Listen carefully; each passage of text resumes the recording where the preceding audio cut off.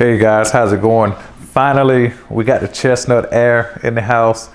I'm pretty excited about it. So first of all, we're just going to take a look around the box here. Really, there's not much on the box here. Just turn it around like so. Really, just not much. On the back here, there's a little like information here, but that's about it. In this box here, I had also opted to buy a, it comes with a little carrying case and a little stand. So I just did this more or less to support them as well. So I'm going to take a look at this. But anyway, let's get right into the box here. Okay, let's go ahead and open this up here. It's one side of the box. Let's go ahead and move that out of the way. But first thing you see in the box comes a little instruction manual. Well, not necessarily instruction manual, but just to give you an idea so you can play on PC, Mac, and play over the board game. And I also play with your apps here. On the back side, it just gives you, it's like a quick start guide here, which is pretty good. And I think you can go to their website and get more of the full-on actual guide itself. All right, let me just move this right here out of the way. You get your USB-C type cable, which is nice. USB-C to USB-A, which is pretty sweet. All right, so here's the pieces here. I will take a look at the pieces here in a second. I'm just going to move those out of the way. Just get straight to the board here. All right. I guess you can pull this up somehow here. Let's see how you do this here. Oh, yeah, you pull this and then the whole board comes up. Got it. All right, very nice, clever packaging design, I got to say. I did like that. All right, so that's the board. Let's move this. So opening this up here, let's see. Open this up.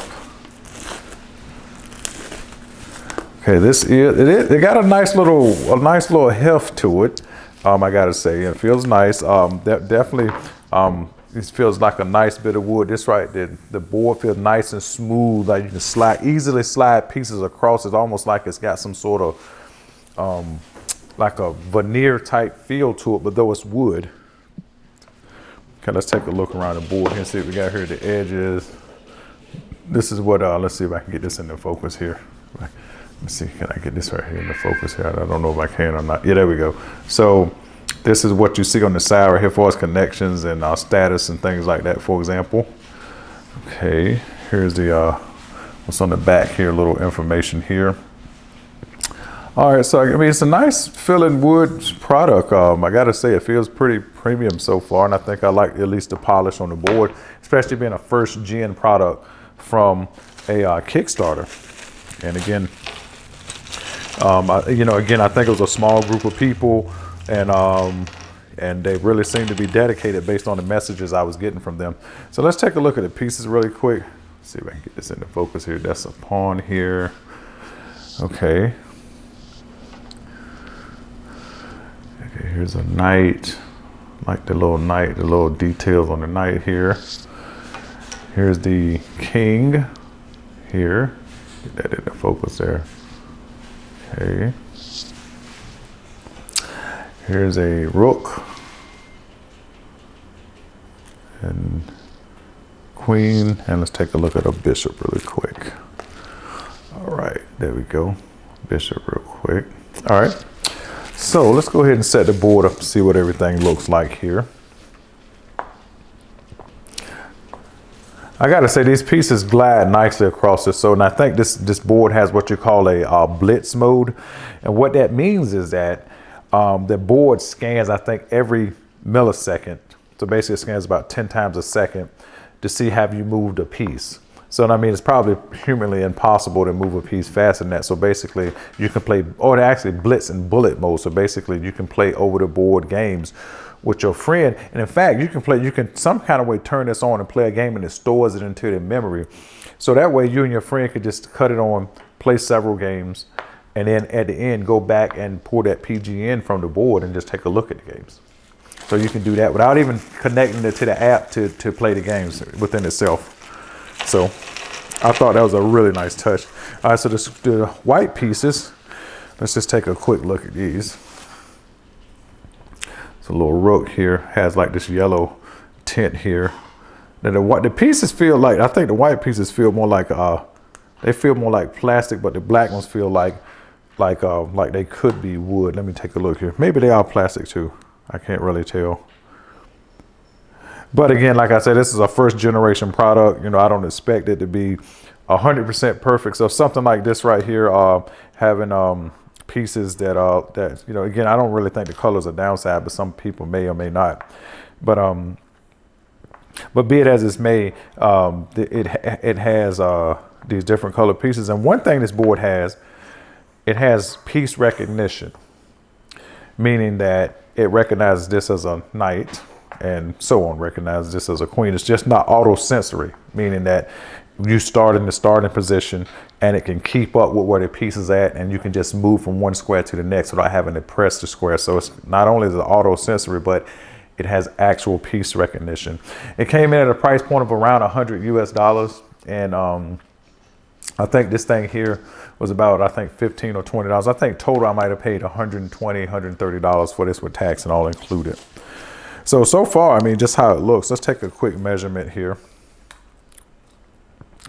This here is it's 13 inches square. So it's a pretty good little, an actual playing field is about 11 inches square. So that's 28 centimeters square playing field, or it's 33 centimeters square in totality. So let's take a quick comparison here to let me see here. Do I got these boards handy here? Give me 1 second here, y'all. I'm gonna grab these two boards right quick.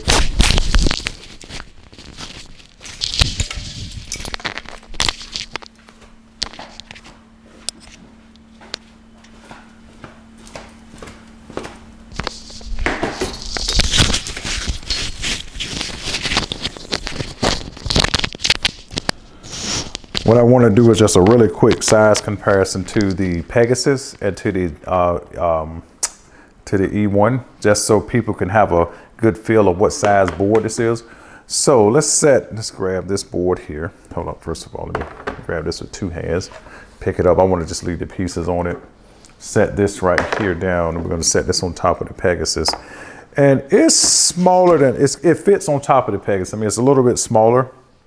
So it's a bit smaller than a Pegasus in terms of size and square size. So I think Pegasus, in other words, may have nailed it on like a perfect size.